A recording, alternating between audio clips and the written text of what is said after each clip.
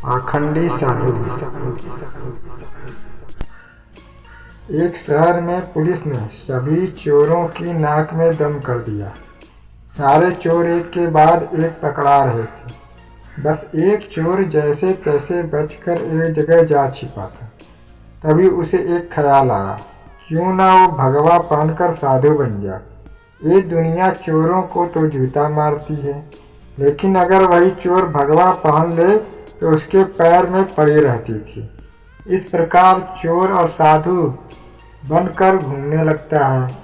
कुछ दिनों बाद पाखंडी साधु में एक कला थी कि वो बोलने में बहुत माहिर था।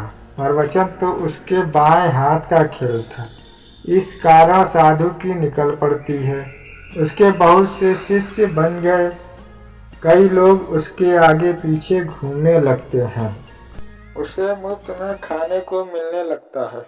बस उसे सांसारिक जीवन छूटने का दुख रहता है। पाखंडी साधु जंगल में अपने शिष्यों के साथ रह रहा था।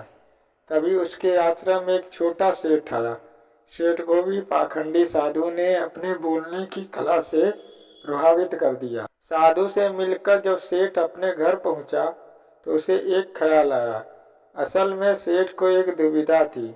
उसके पास बहुत सोना था, जिसे चोरों के डर के कारण वो अपने घर में नहीं रख सकता था। उसने सोचा, क्यों ना ये सोना साधु के आश्रम में रख दिया जाए, क्योंकि साधु को कभी कोई मोह माया नहीं रहती। वो तो भगवान का रूप होते हैं, किसी को ऐसे देवता पर शक भी नहीं होगा कि उनके आश्रम में सोना गड़ा हुआ है। ऐसा सोचकर सेठ दूसरे दिन सोना लेकर पाखंडी साधु के आश्रम आता है और उससे पूरी बात बताता है। फिर क्या था, पाखंडी साधु का तो दिल गदगद हो गया। उसकी आंखें तो उस सोने की पोटली से हट ही नहीं रही थी। उस सेठ ने वो सोने की पोटली आश्रम के एक पेड़ के नीचे दबा दी और कहा, वहां से चला। साधु को नींद कहाँ आनी थी। वो रात भर उस सोने की पोटली के बारे में सोचता रहा। उसने सोचा, अगर ये सोना मिल जाए तो जीवन तर जाएगा, सांसारिक सुख भी मिलेगा जो इस भगवा कपड़ों ने छीन लिया है। इस तरह साधु ने कई सपने देख डाले। दूसरी तरफ सेठ सोने को आश्रम में रखकर संतुष्ट होकर सो रहा था। कुछ समय बीतने पर साधु ने एक योजना बनाई। उसने सोचा कि वो इस सोने को लेकर चला जाएगा और सेठ को शक न हो। इसलिए वो उसके घर जाकर जाने की बात कहेगा, ताकि सेठ को ये ना लगे कि साधु सोना लेकर भागा है। अगले दिन साधु सेठ के घर जाता है। सेठ के पास एक व्यापारी बैठा रहता है। साधु को आता देख सेठ खुशी से झूम जाता है और कई पकवान बनाकर खिलाता है। साधु सेठ को अपने जाने की बात कहता है। इस पर सेठ दुखी होकर उसे रोकता है, लेकिन साधु कहता है कि वो एक सन्यासी किसी एक जगह नहीं रह सकता, उसे कई लोगों को मार्गदर्शन देना है। ऐसा कहकर साधु बाहर निकलता है और जानबूझकर सेठ के घर का एक तिनका उठा ले जाता है। थोड़ी देर बाद साधु वापस आता है। इसे देख सेठ वापस आने का कारण पूछता है। तब साधु कहता कि आपके घर का यह एक तिनका मेरी धोती में लटक कर मेरे साथ जा रहा था, वही लौटाने आया हूँ। सेठ हाथ जोड़कर कहता है, इसकी क्या जरूरत थी। तब साधु कहता है, इस संसार की किसी वस्तु पर साधु का कोई हक नहीं है। फिर अपनी बातों से वो सेठ को मोहित कर देता है और वहाँ से निकल जाता है। यह सब घटना सेठ के पास बैठा व्यापारी देखता है और सेठ से पूछता है कि कौन है ये साधु। तब सेठ उसे पूरी बात बताता है। यह सुनकर व्यापारी जोर जोर से हंसने लगता है। सेठ हंसने का कारण पूछता है।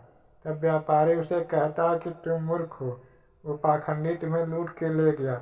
इस पर सेठ कहता है, कैसी बात करते हो। व्यापारी कहता है, अगर तुम्हें अपना सोना बचाना है तो उस जगह चलो जहाँ सोना दबाया था। सेठ उसे वहाँ लेकर चला जाता है और खुदाई करता है, लेकिन उसे कुछ नहीं मिलता। वो रोने लगता है। तब व्यापारी उसे कहता है, रोने का वक्त नहीं है, जल्दी चलो, साधु दूर नहीं गया होगा। सेठ और व्यापारी पुलिस को बोलते हैं और पुलिस उस पाखंडी साधु को ढूंढ लेती है। तब सभी को पता चलता है कि वास्तव में यह कोई सिद्ध बाबा नहीं है, एक चोर था जिसने अपनी बोलने की कला का इस्तेमाल कर कई लोगों को लूटा था। पुलिस से बचने के लिए भगवा पहन लिया था। सोना मिलने के बाद सेठ की जान में जान आती है। सेठ व्यापारी से पूछता है कि उसे कैसे पता चला कि यह साधु पाखंडी है। व्यापारी ने कहा, वो साधु बार बार अपने आप की तारीफ कर रहा था।